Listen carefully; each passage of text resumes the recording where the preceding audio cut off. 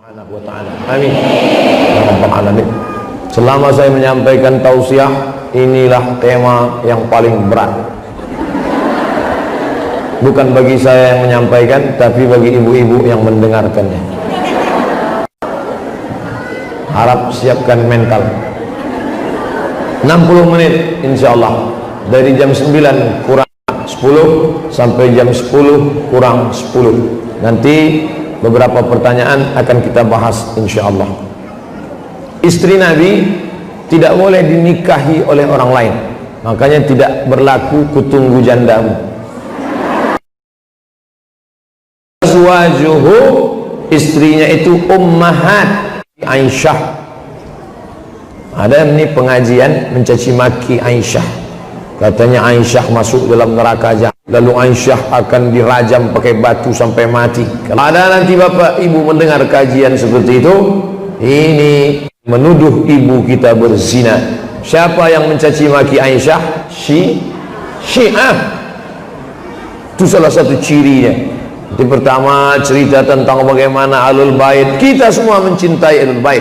Saya mencintai Sayyidina Al-Hasan, saya mencintai Sayyidina Al-Husain, saya mencintai Sayyidatuna Fatimah, saya mencintai Sayyidina Ali. Tapi kita menyayangi sahabat. Makanya kita ucapkan wa ala alihi wa ashabihi, keluarganya dan sahabatnya. Cinta Ahlul Bait, cinta sahabat. Tapi ada yang membagi-bagi keluarga Nabi, anak Nabi, keluarga Nabi, Fatimah, ya, tapi Aisyah tidak. Ini kesesatan yang nyata. Oleh sebab itu salah satu ciri aliran sesat mencaci maki, menyumpah serapah sahabat Nabi. Di antara yang disumpah serapah adalah Aisyah radhiyallahu anha. Siapa yang mencaci maki Aisyah sama dengan mencaci maki ibu kita. Makanya kita menyebut dia Sayyidatu, kita menyebut dia sebagai Ummul Mukminin Aisyah radhiyallahu anha. Kalau laki-laki, kalau sopan jangan dipanggil namanya, tapi dipanggil Sayyidi. Al-Mukarram As-Sayyid Abdul Somad, yang terhormat Tuan. Sayyid itu Tuan. Kalau laki-laki Sayyid, Tuanku Sayyidi. Kalau perempuan Sayyidatu, kalau Sayyidati. Tapi karena orang kita payah menyebutnya, siapa itu? Sidi. Sidi. Orang Maroko juga begitu. Sidi Muhammad, Sidi Abdul Somad. Padahal artinya Sayyidi. Kalau perempuan Sayyidati, tapi karena payah menyebut Sayyidati, jadi Siti. Siti Aisyah, Siti Fatimah. Siti di pangkal itu penghormatan. Karena memanggil namanya Fatimah, Aisyah, itu kan tak sopan. Tak ada protokol pernah memanggil saya. Berikut ini mari kita dengarkan tausiah yang akan disampaikan oleh Somad Ustadz. Bukan mau dipuji-puji, disanjung-sanjung, tapi paling tidak ada penghormatan. Maka disebut dengan Sayyidati Aisyah, Sayyidati Fatimah, Sayyidati. Tapi karena orang kita payah menyebut Sayyidati, siapa? Siti. Siti. Sampai-sampai pesawat pun dipanggil siapa? Citylink.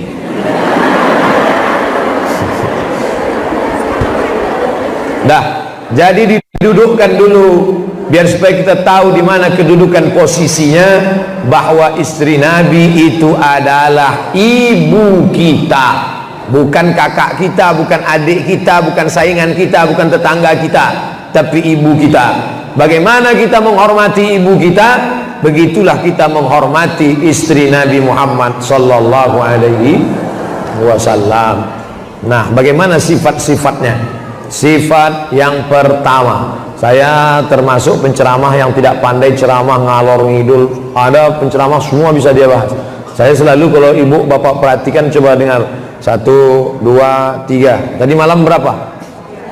3 tanda cinta, sering diingat, sering disebut. Yang kedua, diikuti gayanya, pakaiannya, sifatnya, fisiknya, perbuatannya. Yang ketiga, jaga warisannya. Saya selalu berbicara 1, 2, 3, 4, 5. Hanya saja sekarang terkadang saya selalu menghindari. Ada 3, dimanfaatkan oleh caleg, coblos nomor 3. Kita tidak ada urusan dengan itu. Nah, Oleh sebab itu maka yang pertama sifatnya adalah menyatakan cintanya. Ini sekarang banyak orang suka cinta tapi di dalam hati. Makanya ada iklan namanya speak up. Ngomong. Iklan apa itu? Close up. Speak up, ngomong. Apa yang ada di hatimu, bicarakan, katakan. Karena orang lain tidak bisa membaca apa yang ada di dalam. Tahu Bapak Ibu apa yang ada dalam hati saya? Mana tahu. Makanya kata Nabi, kalau kau suka pada seseorang, kau katakan. Maka saya katakan ke Pak Hendri, inni uhibbuka fillah, aku berkasih sayang kepada engkau karena Allah. Itu diucapkan sama laki-laki, jangan sama bini orang. Inni uhibbuka fillah. Jawabannya, ahabbakallahu fima ahbabtani. Semoga Allah mencintaimu sebagaimana engkau mengasihi aku. Banyak sekali WA masuk ke dalam HP saya, uhibbuka fillah, uhibbuka fillah, uhibbuka fillah, gambar perempuan. Loh, kok berani dia? Rupanya laki-laki yang masang foto istrinya. Karena dia termasuk laki-laki yang takut istri. Mama, papa boleh main HP? Boleh. Boleh pakai WA? Boleh. Tapi gambarnya mesti gambar mama.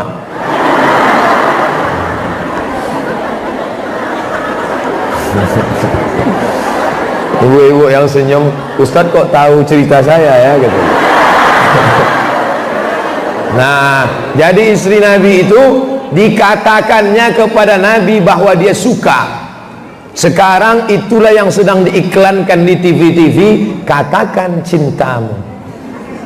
Anak gadis dulu kalau ditanya sama bapaknya, nah itu ada laki-laki yang mau minang kamu, kamu mau apa enggak? As-sukutu alamatur ridha, diam tanda setuju. Kalau dia diam, itu berarti dia setuju. Karena anak gadis dulu malu untuk mengatakan apa yang ada dalam hatinya. Anak gadis sekarang mau jawab iya aja atau ya banget ya. Nah, bagaimana Khadijah? Khadijah punya harta yang banyak karena dia bisnismen. Rumah Khadijah itu naik ke atas bukit Sofa, menghadap ke arah kiblat. Di belakang bukit Sofa ada bukit namanya Jabal Abi Qubais. Disitulah rumah Khadijah. Lalu kemudian barang-barang dagangan, siapa yang mau bisnis, bawa barang dagangan ini, silakan. Itulah diceritakan dalam surat Li'ilafi Quraisy, perjalanan bisnis orang Quraisy. Ilafihim rihlatasyita was-shaif. Makkah di tengah, perjalanan musim dingin. Syita dingin, shaif panas. Ingat, syita dingin, shaif panas. Jangan nanti sampai keluar bingung, yang syita yang panas apa yang dingin? Mudah cara ngingatnya. Syita keluar air liur, musim dingin berarti. Shaif tidak keluar berarti panas. Begitu cara menghafal kosakata. Rihlata dingin, shaif panas. Saya Pak Ustadz menyebut sop pun keluar juga air liur, berarti ompong. Makkah di tengah. Kalau musim syita mereka pergi ke Yaman. Rihlata syita, pergi ke Yaman. Was-shaif, musim dingin ke Yaman. Musim panas ke Syam. Shaif Syam. Jadi bisnis Nabi Muhammad itu kita hitung berapa negara? Yaman, Makkah, Madinah, Saudi Arabia, Syam 4 negara. Yordania, Lebanon, Suriah, Palestina. Dari atas Yordania, Lebanon, Suriah, Palestina, Saudi Arabia, Yaman. Berapa negara? 6 negara. Nabi Muhammad itu bisnismen ekspor impor. Jadi jangan bayangkan Nabi Muhammad jual duku antar kecamatan. Makanya jangan heran ketika Nabi menikah dengan Khadijah, maharnya 20 ekor onta kali 35 juta 700 juta ditambah beberapa uqiyah emas. Dalam ensiklopedia ekonomi Islam dikatakan Nabi menikah dengan Khadijah maharnya 1 miliar. Nyesal kan? Seperangkat alat sholat, kitab suci Al-Quran. Tapi jangan gara-gara ini pulang ke rumah bawaannya marah. Pulang ke rumah, Adinda buatin teh manis AA, buat aja sendiri. Marah-marah kenapa? Biasa kalau ngaji sama Buya Yahya pulangnya senyum, adem. Ini gara-gara ikut Ustadz Somad ini. Marah kenapa? Ternyata Nabi itu maharnya 1 miliar. Mas dulu cuma seperangkat alat sholat. Sekarang saya netralisir. Perempuan yang paling baik adalah aqalluha mahran, yang maharnya paling murah. Udah agak tenang kan?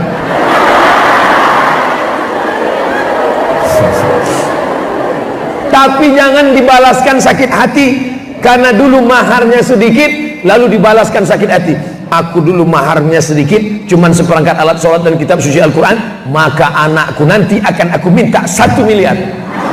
Jangan, nanti anak-anak muda di Batam pada marah unjuk rasa, turunkan harga mahar, turunkan harga mahar, turunkan harga mahar. Ya paling tidak kalau nikahnya nanti aku terima nikahnya dengan mahar sebentuk cincin emas tunai. Karena fungsi mahar itu, mana tahu ekonomi sedang sulit bisa dijual untuk modal. Kalau maharnya cuma telekung, nikahnya tahun 80, sekarang tinggal tai lalatnya pun tak ada lagi. Tapi kalau maharnya cincin emas, sekarang harga emas tak stabil. Dulu cincin emas maharnya berapa? 4 gram. 4 gram kali 500 ribu 2 juta. Kan bisa dipakai modal bisnis usaha. Itu maksudnya. Mama, ya masih ada cincin waktu mahar kita nikah dulu? Ada. Boleh saya pakai untuk modal? Ini kan punya aku, untuk makan kita, pakailah. Tapi kalau macam-macam nanti. Nah, jadi Aisyah, Khadijah itu bisnismen. Dia punya barang-barang, dia nggak pergi, dia di Mekah aja. Barang-barang itu dibawa oleh, sekarang apa istilahnya, retail. Terserahlah entah apa namanya. Yang jelas mereka bawa, nanti setelah kembali dihitung, dibagi hasil. Namanya mudharabah. Ini gelas punya saya, ini pot punya saya, ini bawa. Begitu. Biasa yang lain lakunya 2-3, tapi anak muda ini luar biasa. Setiap dia yang bawa laku drastis. Akhirnya Khadijah penasaran, iki sopo? Who is this? Siapa ini? Akhirnya dia tanya, ini siapa yang selalu keuntungan? Namanya Muhammad. Oh, mana dia orangnya? Dia tengok dari jauh, itu orangnya. Ganteng ya. Nabi Muhammad itu ganteng luar biasa. Abdullah sebelum menikah dengan Aminah, banyak perempuan tergila-gila dengan Abdullah. Tapi begitu Abdullah menikah dengan Aminah, cahayanya redup, karena ternyata ada nurun nubuwah, cahaya kenabian pada diri Abdullah yang pindah ke rahim Aminah. Itulah masuk dalam diri Muhammad sallallahu alaihi wasallam. Lalu kemudian Nabi Muhammad yang ganteng dan perkasa itu dilihat oleh Khadijah. Khadijah terkesima, terpukau, tapi dia tidak langsung mengatakan, sini I love you full, bukan gitu. Tapi melalui orang lain, sampaikan sama dia, kalau dia mau, aku mau menikah sama dia. Inilah dalil kalau ada pertanyaan, Ustadz, perempuan boleh nggak nembak laki-laki? Boleh, dalam kurung syarat dan ketentuan berlaku. Pertama, jangan langsung, karena kalau langsung ditolak sakitnya nggak seberapa, malu. Yang kedua, yakinkan orang itu orang yang amanah. Jangan sampai nembak laki-laki ember. Gitu bilang, tadi si Anu suka sama kamu. Apa? Dia suka sama aku. Langsung update status. Si Anu baru aja nyampaikan pesan, katanya dia suka sama aku, padahal dia perempuan yang kesekian kalinya yang suka. Hancurlah, tahu semua orang. Jadi jangan sampai ceramah saya ini dimanipulasi. Kalau nontonnya yakinkan paketnya betul-betul full. Itu takutnya terpotong. Laki-laki, perempuan boleh nembak laki-laki langsung, putus. Penjelasannya nggak lanjut, tonton sampai selesai, beli paket 2 giga biar jelas. Tidak boleh langsung, melalui perantara. Lalu kemudian katakan bahwa orang itu amanah, disampaikan kepada Nabi Muhammad SAW. Muhammad, ya, perempuan yang barangnya selalu kita bawa ini namanya Aminah, terus Khadijah. Saya cuma mau ngetes saja, masih sah. Ada jamaah, ustadz itu ceramah, terserahlah ustadz mau salah, yang penting cepat selesai. Udah nggak tahan lagi, udah mau makan mie apa gitu dia. Ini ada perempuan namanya Khadijah yang barangnya selalu kita bawa, terus dia menyatakan ingin menikah dengan kau mau atau tidak? Kata Nabi SAW, kalau begitu, lalu disampaikanlah ke paman Nabi. Akhirnya paman-paman Nabi lah yang meminang Khadijah. Pelajaran yang pertama, laki-laki baik itulah cerdasnya Khadijah. Perempuan yang smart bernama Khadijah. Khadijah bukan perempuan bodoh, goblok, tolol, kaya, cantik. Mana mau Nabi Muhammad SAW kalau Khadijah itu tidak cantik. Nabi Muhammad umur 25 tahun, Khadijah umur 40 tahun. Kira-kira perempuan 40 cantik nggak ya? Cantik. Orang Arab itu kalau jalan 10 orang, yang cantik 11. Bayangannya pun cantik. Itu orang Arab. Kalau kita Arab cemas. Arab cemas sama Arab maklum. Orang kita lebih cantik lagi. Banyak orang-orang Arab itu terpukau melihat orang kita. Wow, kata dia. Gimana? Hidungnya mana, kata dia. Cantik itu kan relatif, betul? Cantik itu tidak bisa kita katakan. Berapa banyak orang yang cantik tapi tak cantik di masa. Kalau ibu tak percaya, coba tanya bapak nanti. Coba tanya bapak, Pak, cantik enggak artis itu? Pasti dia bilang enggak. Enggak. Kenapa? Karena dia takut sama ibu. Nah, lalu kemudian setelah dinyatakannya, dipinanglah oleh paman Nabi, lalu menikahlah. Artinya apa? Nyatakan innal kalama lafil fuadi. Kalam itu letaknya dalam hati. Wa innama ju'ilal lisan 'alal fuadi dalila. Diciptakan lisan untuk menceritakan apa yang ada dalam hati.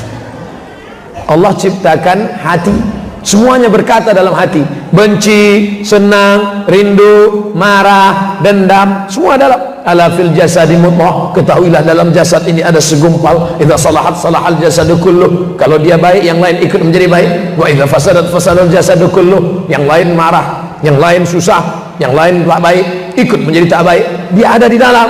Dan kita tidak tahu orang itu cinta atau tidak, suka atau benci, maka diungkapkan dengan kata-kata. Jangankan kepada perempuan, kepada kawan sahabat pun dikatakan inni uhibbuka fillah, aku sayang kepada engkau karena Allah. Dan mereka akan membalas ahabbakallahu fima ahbabtani.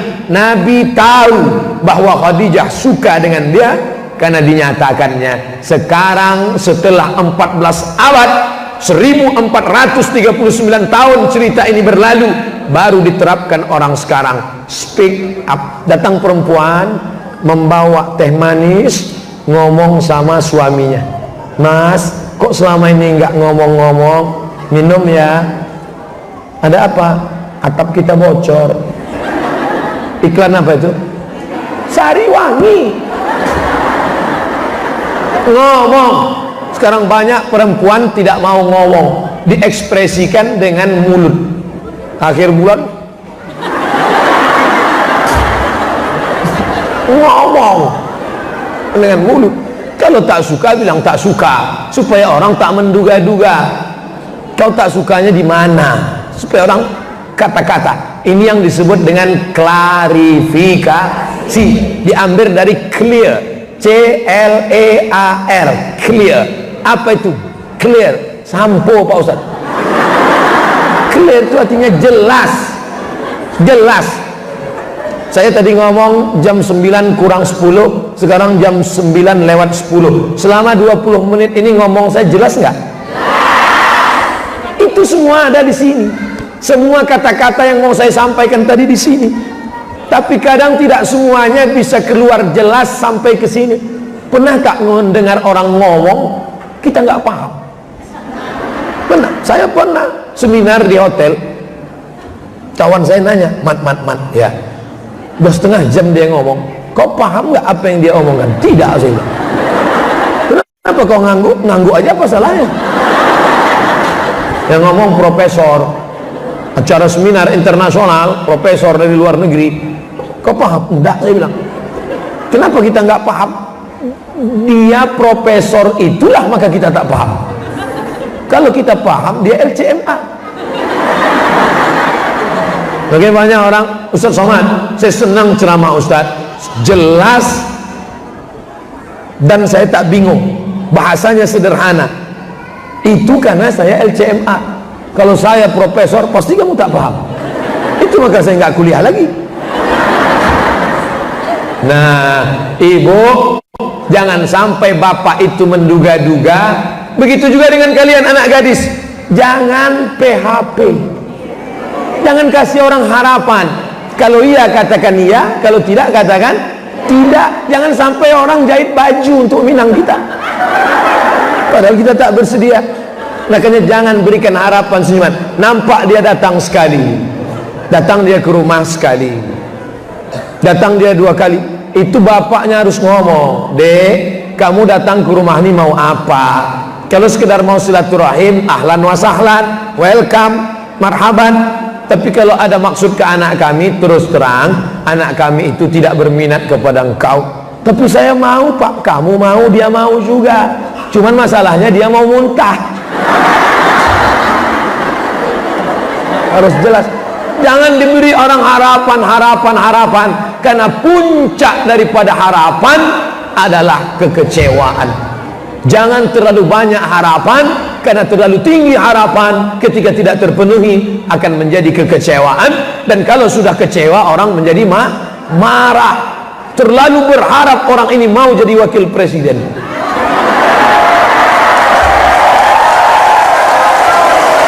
Misal contoh, akhirnya tidak terpenuhi, akhirnya jadi marah, tidak lagi mau dengar ceramahnya. Saya menduga jangan-jangan orang Batam marah juga. Rupanya tidak. Artinya apa? Memang orang Batam tidak berharap selama ini. Hidup ini boleh punya harapan, tapi jangan terlalu berharap. Begitu juga dengan ibu. Ibu jangan terlalu berharap pada bapak. Kalau bapak ibu terlalu berharap, tiba-tiba terjadi, itu ibu akan kecewa terlalu dalam. Jadi biasa-biasa aja. Makanya banyak perempuan ketika suaminya meninggal, dia nggak nangis, tenang aja. Terus ditanya, loh ibu nggak nangis? Enggak, kenapa? Memang udah lama aku tunggu.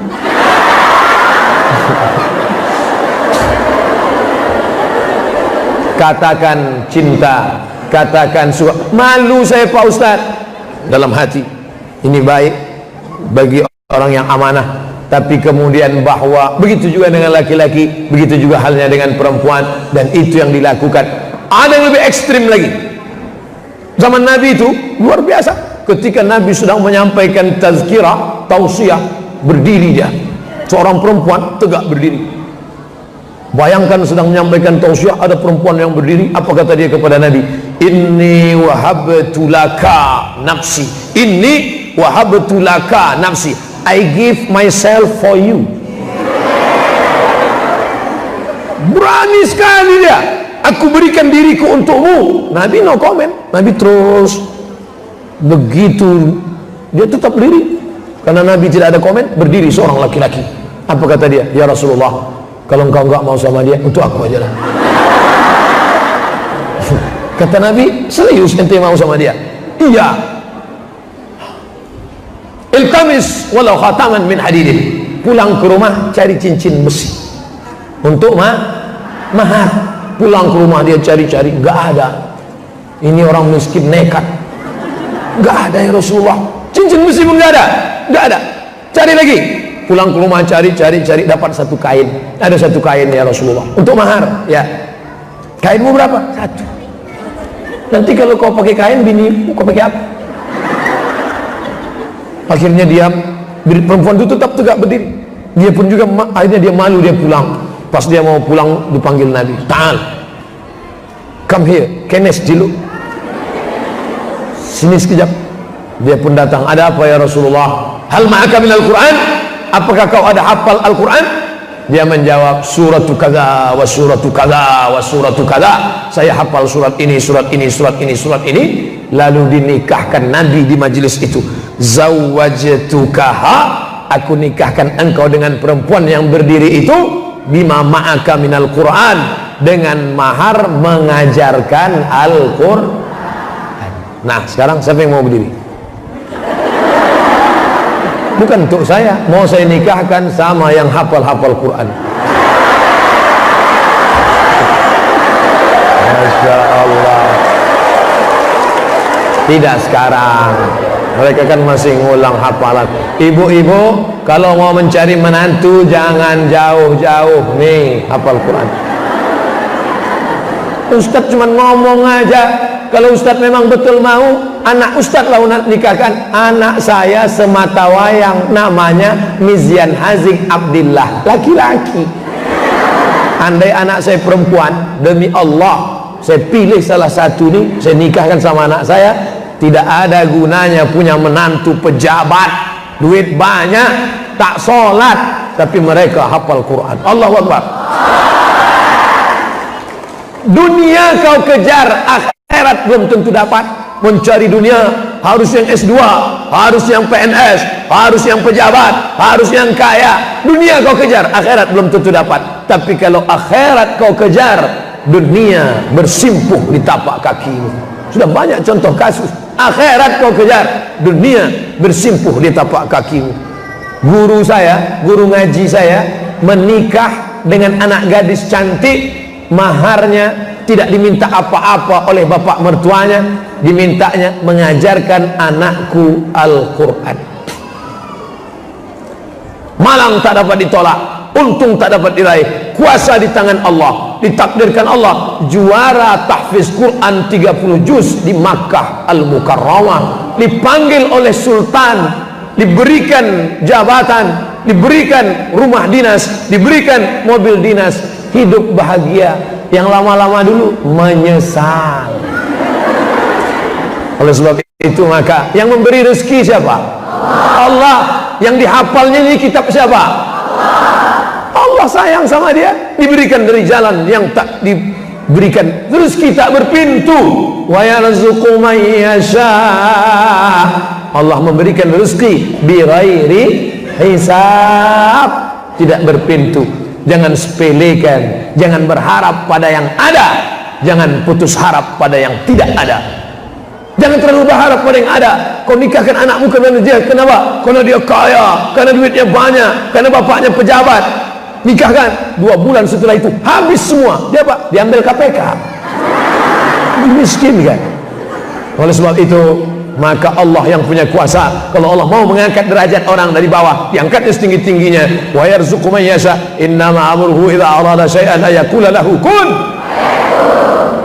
Fenomena yang ibu bapak lihat selama ini, yang terjadi baru-baru ini, sebenarnya hikmah di balik itu Allah cuma mau menunjukkan, walaupun di zaman modern, di zaman edan, bukan di zaman Nabi, bukan di zaman wali, tapi aku mau tunjukkan kepada kalian bahwa aku kuasa, kata Allah SWT. Berapa banyak orang yang pasang baleho, mencari partai, mencari duit, tak jadi. Tapi kalau aku berkehendak, orang yang tak mau pun bisa aku kasih. Itu hikmah yang ingin diberikan Allah selama ini. Itu sebenarnya yang ingin saya tangkap. bahwa kita beriman, ada keyakinan, itu yang membuat kita menjadi kuat. Begitu juga dalam hal memilih pasangan hidup. Apa yang dilihat Khadijah dari Muhammad SAW? Ayahnya meninggal, ibunya meninggal, kakeknya meninggal, hartanya tak ada, tapi ada satu yang dia lihat: integritas, kejujuran. Jujurnya Muhammad SAW. Orang jujur itu, andai dia menang, dia tidak akan mengejek. Andai dia kalah, dia tidak akan menganiaya. Beda dengan orang tidak jujur. Kalau menang, dia akan menindas. Kalau dia kalah, dia akan menanduk. Kalau dia menang, dia akan ninja ke bawah. Kalau dia kalah, dia di bawah, dia akan menanduk. Kalau ada teman ibu bapak seperti itu, memijak ke bawah, menanduk ke atas, nanti hari raya kurban potong dia. Bismillahirrahmanirrahim. Pertama, speak up, ngomong, katakan apa yang ada dalam hatimu. Tapi kadang-kadang kata tidak bisa mewakili rasa. Rasa yang ada dalam hati jiwa mau diungkapkan dengan kata-kata. Kata-kata terlalu miskin untuk mewakili apa yang ada dalam rasa hati manusia. Contoh, bapak mau mengatakan rasanya kepada ibu. Dia punya rasa, mau diceritakannya ke ibu. Apa kata dia? Bu, ya, kan ku nanti engkau 1000 tahun lamanya. Bapak itu ingin menceritakan tentang hatinya. Dia ingin tunggu ibu lama, tapi kata yang dia pilih salah. Apa kata dia? Ku nanti engkau 1000 tahun lamanya. Kebetulan ibu menangkap 1000-nya itu. 1000. Apa katamu, Mas? 1000 tahun? 50 tahun aja udah kena diabetes meletus, asam urat, jantung koroner. Artinya apa? Betapa kadang-kadang lidah salah memilih kata. Karena setiap kata yang ingin mewakili rasa, kata pasti berdusta. Nah, buatlah update status. Setiap kata ingin mewakili rasa, kata pasti selalu berdusta. Bagi yang suka, tolong like and share. Amin, amin, amin, amin. Apa? Sikit-sikit amin, sikit-sikit amin. Oleh sebab itu maka pilihlah kata yang baik, pilihlah kata-kata yang menyentuh hati. Karena orang kalau sudah disentuh hatinya, kau sentuh tangannya, mungkin dia lupa. Kau sentuh telinganya, mungkin dia tak ingat. Tapi kalau sudah kau sentuh hatinya, dia akan jadi milikmu untuk selamanya. Oleh sebab itu gunakan kata-kata yang baik. Kalau saya ngomong begitu, jawabkan bukan itu, so sweet. Dah, itu yang pertama. Speak up, ngomong, bicara, clear, jelas. Jangan sampai ada yang salah paham. Salah paham inilah yang menimbulkan putus hubungan. Salah paham ini yang membuatkan hubungan menjadi tak baik. Disebut dengan miskomunikasi. Banyak laki-laki berharap karena perempuan selalu memberikan harapan-harapan. Dari senyumnya, dari cara ngomongnya, dari cara dia menyambut tamu. Laki-laki ini GR. Dia sangka perempuan ini suka. Padahal perempuan itu, aku sebenarnya suka kalau kamu jadi tukang kebunku. Dia salah paham, salah mengerti. Laki-laki memang selalu salah mengerti. Laki-laki selalu salah tangkap signal. Karena kenapa? Karena memang perempuan selalu pencet signal sign kiri, beloknya ke kanan. Saya berapa kali bawa mobil, saya tengok, rupanya belok kanan. Saya tengok di internet. Makanya ada orang berdoa, ya Allah, lindungilah aku dari emak-emak yang sign ke kiri, belok ke kanan. Karena perempuan selalu salah memberikan signal. Oleh sebab itu perlu kata-kata yang jelas. Betul kan yang saya ngomong ini kan? Banyak yang ngaku. Dah, selesai yang pertama. Yang kedua itu bagaimana? Sifat Khadijah itu adalah Khadijah ketika Nabi Muhammad SAW bolak-balik 3 tahun. Umur 38, umur 39, umur 40. Kemana dia naik? Ke atas bukit namanya Jabal Nur. Di atas itu ada gua namanya gua Hira. Apa yang dilakukan Khadijah? Khadijah tidak melarang, Khadijah tidak marah, Khadijah memberikan support, memberikan makanan. Pertama ngomong, yang kedua action. Pertama speak up, yang kedua action. Jadi catatan ibu itu nanti kajian. 1, speak up. 2, action. Bapak pas ngeliat di rumah, loh, ustadznya dari Inggris ya. Jangan cuma ngomong doang, ngomong-ngomong, tapi mesti ada action. Mana buktinya kau suka? Mana buktinya kau sayang? Mana buktinya kau cinta? Ada action. 3 tahun Nabi Muhammad naik ke atas. Setiap bulan Ramadan, umur 38, Nabi Muhammad sallallahu alaihi wasallam secara ekonomi mapan. Istri ada, anak ada, bisnis lancar, ekspor impor 6 negara, rumah punya, kendaraan onta, keledai, kuda ada. Tapi ada satu kerisauan dalam hatinya melihat orang Makkah minum khamar, berjudi, berzina, menyembah berhala. Maka perlu mencari tempat kesunyian. Orang sekarang menyebutnya kontemplasi, orang kita menyebutnya semedi. Tapi Nabi bukan bersemedi, dia mencari ketenangan, naik ke atas Jabal Nur.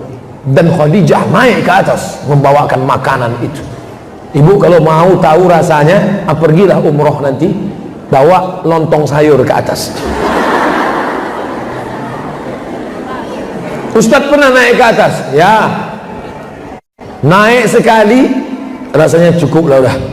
Naik ke atas, nampak Ka'bah dari atas. Berapa jam Ustadz naik ke atas? Habis sholat subuh, naik taksi 10-15 rial sampai ke kaki bukit, naik ke atas. Gak boleh lama-lama, karena kalau sudah panas matahari terik, turun lagi ke bawah. Begitulah yang dirasakan. Tidak ada dia melarang. Tak ada Khadijah itu melarang. Khadijah, aku mau naik ke atas. Nah, jangan naik-naik lagi. Nanti kalau jatuh, kalau sakit, kalau mati. Tak ada. Khadijah memberikan apa yang dia bisa berikan. Action, menyenangkan hati. Karena dia tahu ini orang secara materi sudah full. Tapi ingat, ada secara materi sudah senang, batinnya gelisah. Begitu juga yang ibu lihat nanti dari bapak. Rumah sudah bagus, kendaraan sudah, kredit sudah lunas, anak-anak sehat, tapi bapak tetap murung. Apa yang kau risaukan mas? Ada sesuatu. Apa? Nanti kalau ku katakan kau jangan marah ya. Iya. Udah banyak yang curiga kan? Bagus, tak usah kita lanjutkan. Artinya apa? Mungkin dia risau. Aku gelisah sekarang bu. Apa yang papa gelisahkan? Masjid kita belum selesai. Tenang. Jadi maksudnya, kalau bisa cincin mau jual satu, kita belikan semen. Ambillah mas, ambil. Kenapa yang itu? Ini yang imitasi.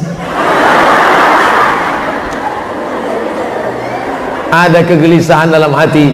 Dan kalau kita lihat nabi-nabi itu tidak mau berada dalam zona aman.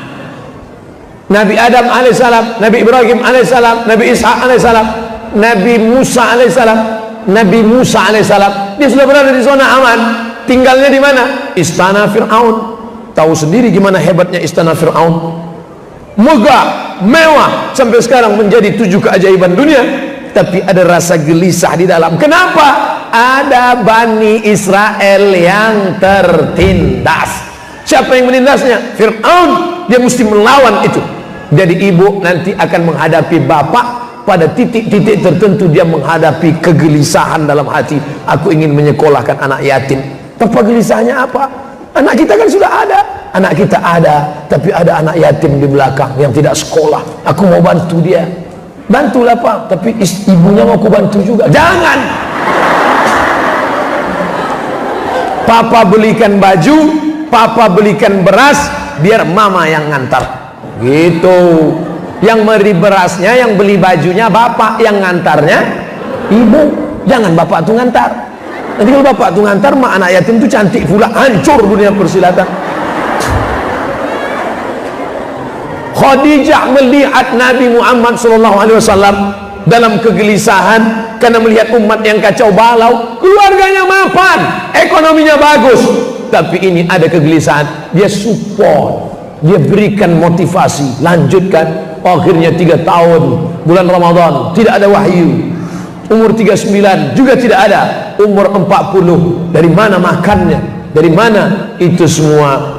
Khadijah memberikan support fisiknya, fisik. Yang pertama ngomong, yang kedua bukti, yang ketiga ini yang langsung. Kalau yang tadi sekedar support, beri izin, jangan ngomong tak tentu arah, jangan laki-laki ini telinganya cepat panas. Perempuan itu pula suka memanaskan telinga. Ini kan komplit dia. Telinga itu cepat panas. Kawan ini pula pantang nengok telinga. Asal nampak telinga, kalau dijatah begitu. Apa naik-naik ke atas? Ngapa mau dicari di atas? Ini nanti kesambat, nanti kerasukan. Enggak, kalau dijatah begitu. Ini judulnya berat ini. Pokoknya balik dari sini diam nih. Kehilangan pula bapak. Selamanya biasa jam segini udah 2 SKS nih. Kok tiba-tiba hari ini diam? Ternyata aku selama ini salah, Pak. Ternyata engkau gelisah, risau, aku mesti berikan support, berikan ketenangan. Apa yang menggelisahkan engkau? Aku gelisah kenapa dunia ini begini. Berikan dia support, tenang, sholat berjamaah, banyak zikir. Ini support fisik, makanan. Yang ketiga, support fisik, makanan. Support selimut, support semangat. Turun Nabi Muhammad SAW dalam keadaan kedinginan, menggigit. Lalu kemudian apa yang dilakukan oleh Khadijah? Menyelimutinya. Dia tidak marah, dia tidak mengamuk. Nabi Muhammad turun dalam keadaan kedinginan, dia tidak marah. Coba kalau perempuan yang tidak ridho melihat kedinginan, kan udah aku kasih tahu kemarin, jangan naik juga, tahankanlah sendiri, matilah situ. Tapi Khadijah tidak, dia selimuti Rasulullah. Makanya turun ayat, wahai orang yang berselimut. 2, ya ayyuhal muzammil. Yang kedua, ya ayyuhal muddaththir. Dithar, kain yang menutupi badan. Kedinginan Nabi menggigil ketakutan, dia berikan support motivasi. Pertama, actionnya dalam bentuk makanan, berikan semangat. Yang kedua, jangan rendahkan dia, kasih dia semangat. Istri menjadi motivator.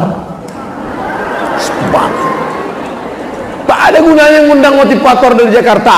Diundang motivator dari Jakarta untuk membangkitkan semangat ASN PNS, dikumpulkan Pemda dan Pemko Pemprov, ditutup ruangan, mati lampu audio visual.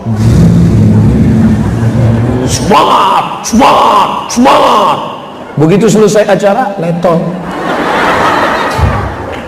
Motivatornya balik ke Jakarta, pegawai-pegawai ASN, pegawai perusahaan BUMN langsung macam balon gas kehabisan gas. Motivator terbesar adalah istri. Di balik laki-laki yang perkasa ada perempuan yang luar biasa. Di mana perempuan itu berada? Inilah perempuan-perempuan. Perempuan yang luar biasa ini pasti bapak-bapak itu biasa di luar. Tapi yang dimuliakan Allah SWT, mudah-mudahan suami-suaminya yang belum sholat dibukakan Allah pintu hatinya sholat, insyaallah. Banyak nampaknya yang belum sholat. Dari bunyi amin. Kenapa ibu bilang amin tadi? Suami ibu tak sholat. Suami kawan saya, Pak Ustaz. Artinya kita tidak egois, tidak mendoakan diri kita saja, kita doakan orang lain. Ustaz selamat, suami saya belum sholat Ustaz. Kenapa ibu bisa nikah sama dia? Saya pun dulu nggak sholat juga. Dia iblis, saya setan. Tapi kemudian setelah kami ngaji sama Buya Yahya, ngaji dengan Ustadz Fulan, disebutkannya nama Ustadz, ngaji kami dengan Buya Yahya, ngaji kami dengan Ustadz Salim Afidlah, ngaji kami dengan Ustadz, saya tunggu, tak ada nama saya disebutnya. Akhirnya alhamdulillah kami sudah mengaji Pak Ustadz, tapi suami kami belum juga. Terus kasih motivasi. Berapa banyak laki-laki yang dulu tidak baik menjadi baik karena istri-istri yang baik. Amin. Pakai jaket kulit, pakai celana jeans, pakai topi pet, gaya-gaya metal, tak ada bentuk orang pengajian. Tapi kalau sudah pergi ke masjid pengajian, di atas tempat sholat, di belakang ruang pengajian, dia duduk di kursi paling depan mendengarkan ustaz. True story, kisah nyata. Saya ketemu orang, saya ini orangnya suka penasaran. Saya tanya, Pak, ya, gimana ceritanya Bapak suka pengajian? Padahal gaya Bapak gaya metal. Saya ini orangnya nggak suka ngaji, Pak Ustaz. Dari muda nggak suka, saya benci saya pengajian. Terus istri saya minta antar ke masjid. Pak, tolong antarkan ke masjid. Ah, enggak, malas. Ayolah antar ke masjid, pergi aja sendiri. Nanti kalau dilarikan super taksi. Akhirnya saya antar. Setelah saya antar, saya nggak mau ikut pengajian, saya pulang. Nggak lama dia nelpon, tolong jemput. Ah, pulang aja sendiri. Kalau dilarikan super taksi. Akhirnya saya jemput. Saya jemput, dia lama nggak keluar. Ditelepon nggak diangkat, SMS nggak dibalas. Akhirnya saya dekati ke pintu. Saya sudah mau marah nih Pak Ustaz. Saya dekati pintu aula tempat pengajian, mau marah. Saya dengar, ceramahnya mantap. Terkesan hati saya. Dalam hati saya, ini pasti pengajian saya. Coba tak sabar dengar.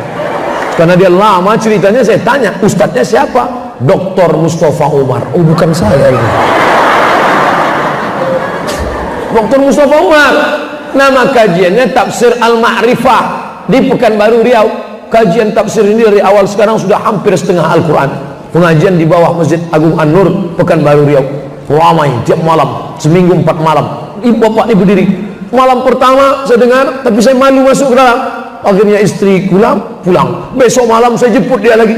Saya duduk kursi paling belakang, lama-lama ke tengah, dan sekarang tidak pernah absen. Gara-gara berapa banyak laki-laki nggak suka pengajian menjadi suka ngaji gara-gara istri. Bayangkan kalau istrinya suka lagu dangdut.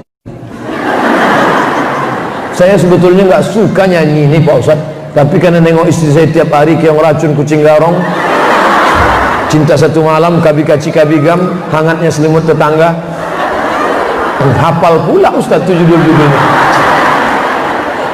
Oleh sebab itu maka yang pertama katakan, ucapkan, speak up. Yang kedua, action, beri dia semangat, bentuk fisik. Yang ketiga, beri dia non fisik. Apa itu? Tenangkan jiwanya. Turun dalam keadaan menggigil. Ditanya, siapa? Kata Nabi Muhammad SAW, aku tidak tahu makhluk yang besar. Tiba-tiba dia memeluk aku. Dia berkata, Iqra, baca. Aku jawab, ma ana biqari. Dia tahu, Iqra, baca.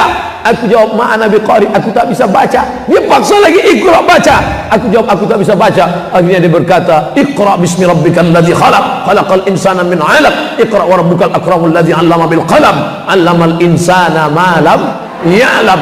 Kira-kira siapa itu? Apa kata Khadijah? Engkau bukan orang jahat, engkau orang baik. Itu pasti tanda yang baik. Siapa yang menenangkan pertama kali hati Muhammad SAW? Khadijah. Coba seandainya Khadijah istri yang tak baik, apa dia? Wah, itu pasti nyiblorong. Wah, dulu mas, dulu ada orang yang kayak gitu, tiba-tiba 2 hari setelah itu mati. Tenangkan jiwanya. Bapak ini memang tegap, perkasa, tapi di balik tubuh yang perkasa itu ada jiwa yang labil, gontai. Yang menguatkannya siapa? Ibu. Satu pohon akan tumbang, datang ibu menjadi penyangganya. Dan saya langsung, kisah nyata, true story, Profesor Dr. Fulan, tak boleh sebut nama, direktur rumah sakit, datang ke saya, Ustadz Somad, mana yang lebih kuat, laki-laki apa perempuan? Oh, laki-laki Pak, laki-laki lebih kuat. Salah Ustadz Somad, ini data, perempuan lebih kuat daripada laki-laki dilihat dari gennya. Makanya banyak perempuan-perempuan bisa tahan menjadi single parent sampai mati, betul? Laki-laki mana tahan? Dan menurut data Ustaz Somad, ini bukan menurut saya, menurut Pak Profesor pimpinan rumah sakit, angka, dia tunjukkan angka kematian, lebih banyak angka kematian duda daripada janda. Janda bisa terus sampai tua, menyekolahkan anaknya, menikahkan anaknya, sampai mengakikahkan cucunya. Kalau laki-laki enggak, begitu istrinya meninggal, dia pun ikut mati. Dua kemungkinan, kalau tak mati, kawin sekali lagi. Datanglah seorang anak, emaknya meninggal. Emak kami meninggal Pak Ustaz. Maka kami sampaikan ke ayah kami, ayah jangan risau, emak sudah meninggal, jangan pusing, ayah tinggal datang saja. Ayah bisa terbang ke Surabaya, ada kakak kita. Ayah tinggal ke Semarang, ada kakak kita. Ayah mau pergi ke Kuala Lumpur, ayah terbang ke Kuala Lumpur, ayah terbang ke Surabaya, jangan risau. Apa kata si bapak? Kalian terbangku saja yang kalian pikirkan, kemana aku hinggap tak kalian pikirkan. Tapi perempuan, acara pengambilan foto wisuda. Loh, Bu, bapak mana? Meleleh air matanya. Anak ini saya sekolahkan sendiri, saya single parent, dia yatim. SD, SMP, SMA, S1 sampai hari ini saya sendiri yang menjaga dia. Walaupun papa tidak ada, tapi dia tetap ada dalam hati kami bersama. Begitu hebatnya perempuan, luar biasa. Allahu Akbar. Jadi kalau ada yang mengatakan laki-laki gagah perkasa, sesungguhnya laki-laki itu cepat jatuh, cepat down, cepat sedih, cepat. Oleh sebab itu dia perlu kepada perempuan. Laki-laki melindungi perempuan atau perempuan melindungi laki-laki? Khuliqatil mar'atu min dhila. Perempuan diciptakan dari tulang rusuk, wajhuha a'laha, tulang rusuk paling bengkok yang paling atas. Tulang rusuk atas. Tulang rusuk melindungi jantung. Di balik tulang rusuk ada jantung. Kalau ada orang tabrakan, patah tulang rusuknya, jantungnya tetap sehat. Andai tak ada tulang rusuk, meletup itu jantung sebesar dalamnya ada darah, pecah. Tapi ada tulang rusuk. Laki-laki itu jantung, tulang rusuk itu perempuan. Tulang rusuk tidak hancur, tulang rusuk bertahan karena melindungi jantung. Sekarang siapa yang melindungi? Laki-laki melindungi perempuan atau perempuan melindungi laki-laki? Nanti ibu pulang ke rumah, baru aku tahu ternyata selama ini aku yang melindungi engkau. Hunna libasul lakum. Hunna kalau laki-laki, hum, huwa huma, hum, hiya huma, hunna. Hunna libasul lakum. Hunna perempuan, libas. Libas pakaian, bukan libas. Libas pakaian. Hunna perempuan, libasul lakum. Perempuan menjadi pakaian bagi laki-laki. Abdul Somad berani ceramah ini kenapa? Karena ada pakaian. 3 lapis pakaian Abdul Somad. Pertama singlet di dalam, yang kedua pakai batik. Jarang-jarang Ustaz pakai batik, biasanya pakai baju putih aja. Yang ketiga sorban, pakaian di atas, pakai celana panjang, pakai pakaian. Maka perempuan yang menjadi pakaian bagi laki-laki, yang menutupi aib laki-laki, yang menutupi cacat laki-laki, yang menutupi segala kekurangan laki-laki. Siapa yang menutupinya? Perempuan. Coba kalau perempuan itu membukakan aibnya, suaminya sedang tidur pakai celana pendek, difotonya, diuploadnya, terbuka segala rahasianya. Oleh sebab itu sesungguhnya di balik kekurangan laki-laki, di balik segala kenakalannya, di balik segala cacatnya, ada perempuan yang senantiasa menutupi segala kekurangannya. Betul? Kalau begitu mana yang hebat, laki-laki apa perempuan? Begitu cara menyenangkan hati perempuan. Nabi Muhammad SAW menggigil, diselimutinya ketakutan entah makhluk apa, ditenangkannya. Tenang wahai Muhammad, tenang, engkau tak pernah berbuat jahat, engkau baik. Dibawanya kepada seorang laki-laki bernama Waraqah bin Naufal. Wahai Waraqah, ya, suamiku tadi malam turun dari Gua Hira dalam keadaan kedinginan. Kira-kira apa itu makhluk yang memeluk dia? Apa kata Waraqah bin Naufal? Aku membaca dalam kitab suci bahwa dia itu makhluk yang pernah datang, namus Jibril, yang pernah datang kepada Musa, yang pernah datang kepada Isa, dan sekarang datang kepada suamimu. Inilah Nabi yang terakhir. wallahi demi Allah, nanti dia akan diusir oleh kaumnya dari Makkah. Andai aku masih hidup, aku yang akan menolong dia. Takdir berkata lain, Waraqah bin Naufal meninggal dunia saat Nabi Muhammad diusir dari kota Makkah 13 tahun setelah itu. Tenanglah hati Nabi Muhammad mendengarkan nasihat, mendengarkan kata-kata, mendengarkan kebaikan-kebaikan. Siapa yang menyelimutinya? Khadijah. Siapa yang menenangkan hatinya? Khadijah. Siapa yang membawanya kepada Waraqah bin Naufal? Khadijah. Jadi nanti kalau bapak tiba-tiba di rumah ketakutan, bapak kenapa? Ini rasanya badan mau meriang, ini mau mati. Nah, tenang aja bang, paling 2 Jumat lagi gol tuh. Jangan, tenangkan hati dia. Tiba-tiba bapak pulang dalam keadaan sedih. Bapak pulang kenapa? Hilang helm tadi di kantor, tiba-tiba mau pulang helm hilang. Tuh helm hilang. Lama-lama nanti motor tuh hilang. Lama-lama abang hilang, dilarikan janda. Dia kan susah. Sudahlah di kantor dia ditekan atasan, di jalan dia kena tilang, sholat dia ke masjid sendalnya hilang, balik dia ke parkir helmnya telentang kena hujan, balik ke rumah kena repet pula.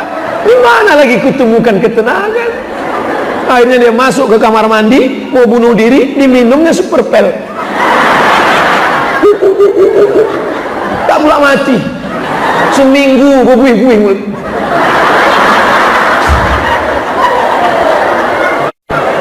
Dia mencari ketenangan. Pulanglah si bapak.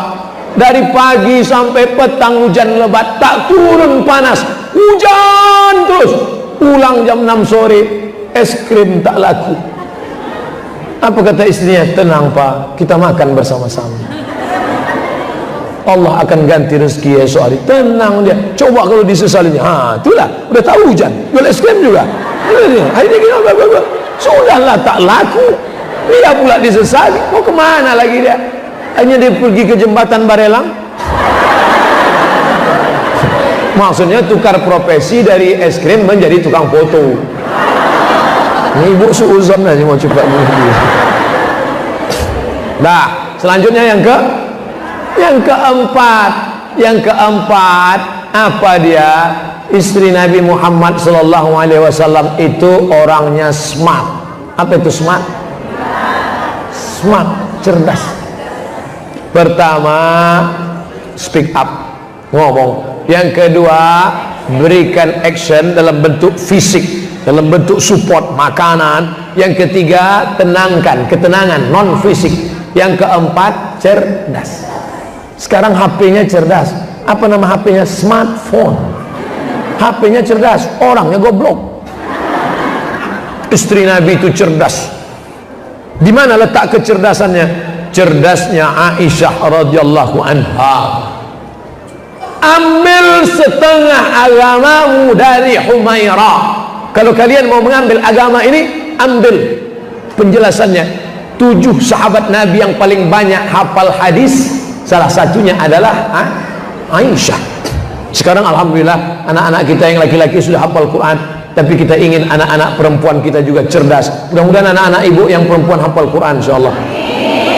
Ustaz Somad tadi Sahibul Bait tempat saya menginap, sahabat dakwah. Ustaz Somad doakan anak kami ini menjadi penghafal Quran insyaallah Pak. Tanda tangan ini semoga anakku menjadi penghafal Quran. Anak perempuan harus cerdas secerdas Aisyah. Ahli fikihnya Aisyah luar biasa, bersihnya Aisyah, cerdasnya Aisyah. Datang orang menanya ke Nabi, ya Rasulullah, gimana cara maaf gimana cara membersihkan darah haid? Nabi malu. Nabi itu orangnya sangat malu, merah wajahnya saat mau menjelaskan bagaimana cara membersihkan darah haid. Siapa yang menjelaskan? Aisyah yang meriwayatkan bagaimana Nabi mandi wajib. Apakah Nabi itu langsung siram atau wudhu dulu? Mana bagian kaki yang disiram? Siapa yang meriwayatkannya? Aisyah. Maka anak-anak perempuan cerdas. Jadi jangan bayangkan Islam mengajarkan perempuan itu cuman dapur, kasur, sumur, kubur. Perempuan menjadi dosen. Dulu waktu saya kuliah di Maroko, nama dosen saya Dr. Faridah Zamrou, perempuan, guru besar. Di Mesir ada ahli tafsir perempuan namanya Aisyah binti Syati Abdurrahman, profesor doktor, guru besar tafsir dari Universitas Darul Ulum, Universitas Kairo. Artinya apa? Istri Nabi sifatnya cerdas, smart, brilian. Oleh sebab itu ibu-ibu yang rajin baca, alhamdulillah, ke mana-mana bawa buku, bawa aja, nggak dibaca. Bapak Ibu yang dimuliakan Allah Subhanahu wa taala, kecerdasan yang luar biasa. Datang orang bertanya kepada Abu Musa Al-Asy'ari, Abu Musa, ya, aku mau mandi wajib, terus rambutku dikepang, perempuan. Apakah kalau mandi wajib rambutku mesti dibuka semua? Mesti basah semua? Kata Abu Musa Al-Asy'ari, buka kepangnya, basahi semua. Dilaporkan kepada Aisyah. Aisyah, kata Abu Musa Al-Asy'ari, kepangnya mesti dibuka, harus dibasahkan semua. Apa kata Aisyah? Kenapa nggak disuruh gundul aja sekalian? Kenapa? Dia baru saja rambutnya kepang, tiba-tiba dia berhadas besar. Repot sekali, perempuan zaman dulu rambutnya panjang, maka cukup dia basahi saja, setelah itu dia keringkan tanpa membuka kepangnya. Oh, bau lah Pak Ustaz, dijemur lah, panas. Ternyata sahabat laki-laki kalah ijtihadnya, akhirnya dilaporkan lagi. Kata Aisyah, tidak perlu dibuka. Apa kata Abu Musa Al-Asy'ari? Dia benar, aku yang keliru, aku yang salah. Beberapa sahabat Nabi mengaku tersilap, terkeliru. Kenapa? Karena Aisyah seorang faqih, mengerti, cerdas, paham agama. Maka dari ibu-ibu yang cerdas akan lahirlah anak-anak yang cerdas, insyaallah. Nabi Muhammad SAW, siapa dia? Al-Amin. Al-Amin, keluar dari rahim perempuan yang aminah. Oleh sebab itu maka istri Nabi cerdas, ibu Nabi cerdas. Bersyukur saya pribadi kepada Allah, ibu-ibu ramai pengajian. Maka kalau sudah ibunya pengajian, insya Allah yang di rumah itu aman, damai, insya Allah. Amin. Ceramah saya 100 laki-laki, 100 laki-laki. Yang mendengar ceramah saya serius 50. Yang bisa menyampaikan ke rumah cerita pas 20. Yang istrinya mau mendengar 10. Yang istrinya mau mengamalkan 5 orang. Dari 100 tinggal 5. Tapi kalau saya ceramah di depan 100 perempuan, pulang dia ke rumah, diceritakannya ke suaminya 100 menjadi 200. Diceritakannya ke anaknya 100 menjadi 300. Menantunya dipanggilnya juga, papa sini, anak sini, menantu suruhnya. Nah, dengar nih, kalau tak kalian dengar, tak masak nanti. Anaknya, menantunya, suaminya, dia menjadi 400. Dipanggilnya pula cucunya, dengarkan nenek bicara, menjadi 450. Karena sebagian belum punya anak. Makanya sekarang sasaran aliran-aliran sesat selalu menyampaikan pengajian bukan lewat laki-laki tapi lewat perempuan. Caleg, ini sudah lama lagi mau dekat pileg, April 2019, 7 bulan lagi. Siapa yang paling didekati orang sekarang? Ibu-ibu. Bapak-bapak dibiarkannya saja. Banyak disebarkan, bagi sembako, bagi jilbab, rebana 2 set. Untuk siapa? Ibu-ibu. Karena kalau sudah suara ibu-ibu dipegang, maka bapak-bapak sudah selesai. Maka yang paling mengerikan sekarang adalah gerakan mak-mak garis keras. Itu yang paling ditakuti sekarang. Oleh sebab itu maka perempuan yang cerdas, istri Nabi Muhammad SAW adalah perempuan yang cerdas. Yang terakhir, yang kelima. Apa itu yang kelima? Istri Nabi itu berakhlakul karimah, akhlaknya luar biasa. Ya ayyuhan nabi, hai perempuan, qul li azwajika, katakan kepada istrimu, wa banatika, anak-anak perempuanmu, yudnina alaihinna min jalabibihin, panjangkan pakaian mereka. Aisyah itu sampingkan menjaga matanya melihat laki-laki dari celah telinga Nabi. Nabi duduk, ada laki-laki menarikan tongkat pendek, orang Habasyah, di dalam Masjid Nabawi.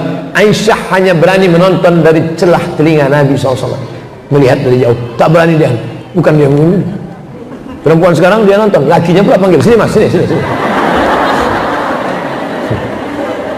Dia pula panjat pinang 17 Agustus. Perempuan panjat pinang, laki-laki disuruhnya pula main bola pakai daster. Nah mas, ini daster, pakai daster mama, pergi. La ilaha illallah Muhammadur Rasulullah. Laki-laki main bola pakai daster, yang menonton bini-bini sambil ketawa. Menangis Pangeran Diponegoro melihat ulah kita ini. Menangis Tengku Umar, mereka meregang nyawa mengusir Belanda. Kita pula memperingati merdekanya begini. La ilaha illallah Muhammadur Rasulullah. Perempuan apa ini? Alhamdulillah di Batam itu tidak terjadi. Tadi saya mulai ceramah ini jam 9 kurang 10. Sekarang pas jam 10 saya ceramah akhirnya. Tadi saya sangka ceramah 30 menit aja, rupanya ceramah 70 menit. Nanti kalau ada yang bertanya, siapa tadi yang ceramah? Ustaz Somad. Berapa lama? Kultum kuliah 70 menit. Apa yang dia ceramahkan tadi? 5. Yang pertama ngomong, bicara. Yang kedua action dalam bentuk zahir. Yang ketiga action berikan motivasi dalam bentuk batin. Yang keempat smart. Yang kelima akhlakul karimah, dari cara berpakaian, berjilbab, sampai suaranya tidak boleh tinggi, sampai menengok laki-laki pun dari celah telinga Nabi Muhammad sallallahu alaihi wasallam.